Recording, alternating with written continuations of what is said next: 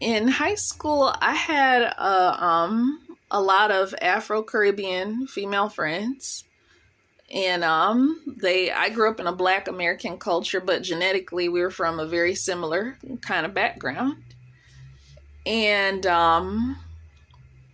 my friend Walona, she confided in me one day that was living with her aunt because her mom died when she was little, and she told me that her aunt's husband was tied her to the back of his truck and started dragging her because she didn't want to have sex with him.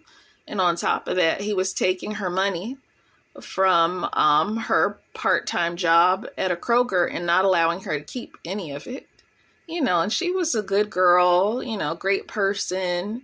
She was an overachiever in school, really pretty, and she didn't deserve to be treated like that. And instead of going to college, like me and like the rest of our friends, she ended up just disappearing one day. She ran away to go live with an auntie who was unmarried, and she ended up going into the Navy instead of going to college.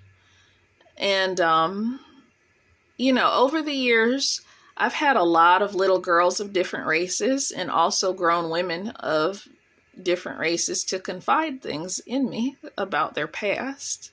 I've also had men who are womanizers to confide in me about how they were sexually assaulted by older boys and grown men when they were little. And in some cases, it continued into their teens. And for some of these guys, it wasn't just older boys and grown men. It's a female auntie doing it too, and then bullying them and beating them up to keep them quiet about it, so nobody will know that she's incestuous. There is a lot of